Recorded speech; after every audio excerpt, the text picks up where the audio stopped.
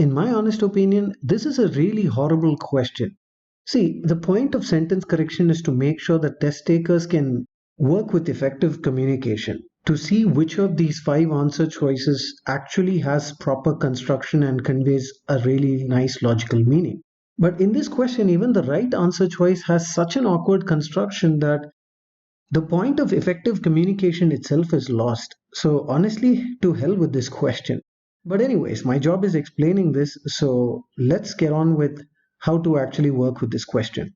So, the first difference that can be noticed among the choices is how A, B, and C say have been invaded, whereas D and E say having been invaded. Usually, these having been or being constructions in answer choices are usual red flags, and we can look at these choices with a bit more caution to see whether we can get a point of attack.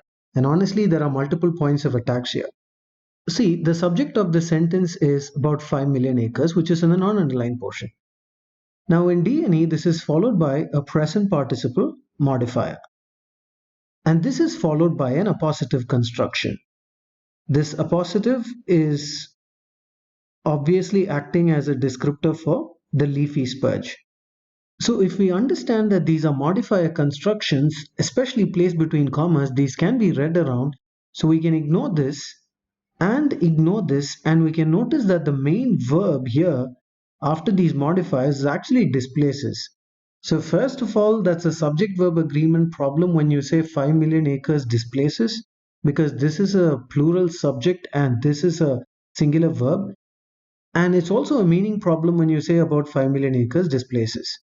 Or even if we think that this displaces is actually parallel with gives and renders, and even in that case, it will be absolutely illogical to say that the milky sap that gives sauce, well, that is fine, but the milky sap that displaces grasses and the milky sap that renders rangeland worthless, that's not the intended meaning. And even if we say that, well, all of these will become part of the appositive itself, in which case a main verb itself will be missing in D. So there are many reasons why D can be eliminated. That goes off. Similarly, in E, once again, if we read around this present participle modifier and read around this appositive construction, and once again we can notice that there is a present participle modifier construction, in which case we once again don't have a main verb that applies to about 5 million acres, so E also can be eliminated. So in answer choices A, B, and C, this have been invaded is actually the main verb that applies to the 5 million acres. So now let's see what we can work with. The main differences that we can see here is that in A we have comma displacing, so this is put as a present participle modifier. And in B and C, we have comma rendering, which is once again a present participle modifier. So essentially, this question is testing for the appropriate usage of the present participle modifier. So let's try to understand this better. See, when present participle modifiers are put at the end of the clauses, they function in a certain way. So if I said, she stood on the seashore enjoying the sunset, this present participle modifier is actually a complete clause modifier. Now notice how this is separated from the clause by a comma. So we can understand this is a complete clause modifier while applying to the subject she. Now this is the grammatical aspect of it, but in terms of meaning we can understand that this is a case of simultaneous actions. And the same construction can also be used in a different way. If I said he fell from his bike,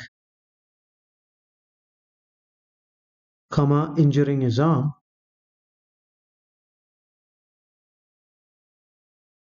now once again this is a complete clause modifier and applies to the subject he, but in this case this is not obviously a case of simultaneous actions but a case of cause and effect. So this is how present participle modifiers can be used at the end of the clauses to convey simultaneous actions of cause and effect. But this question is actually playing with a very quirky construction. So let me show you how. So for example, I can say astronomers are observing an asteroid that is approaching the Earth, traveling at 120 miles per second. Now, in this case, the traveling at 120 miles per second present participle modifier is not applicable to the entire sentence in front of it, because then it would kind of mean that the astronomers are traveling at 120 miles per second, but we can logically understand that that's not the case. So this is where things get a little tricky. Because in this case, the present participle modifier applies to this particular clause, this asteroid that is approaching the Earth. So as it is approaching the Earth, it is traveling at 120 miles per second. So in this case, this present participle modifier only applies to this particular clause. And this is exactly what we are supposed to work with in this question. So going back to the question, we can see that displacing grasses and cattle food and rendering rangeland worthless is actually applying to this particular clause, milky sap that gives source.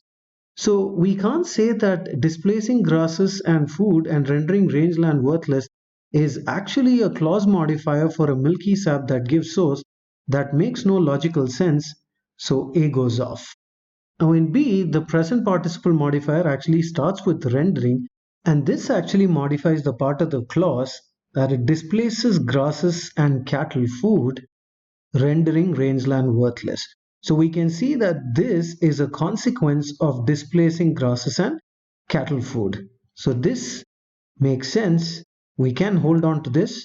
Whereas on the other hand, we can notice that this present participle modifier rendering actually has nothing to modify in front of it, because even this displacing grasses and cattle food is written in present participle modifier form itself. Because we can notice that this and is connecting the displacing and having parallelly.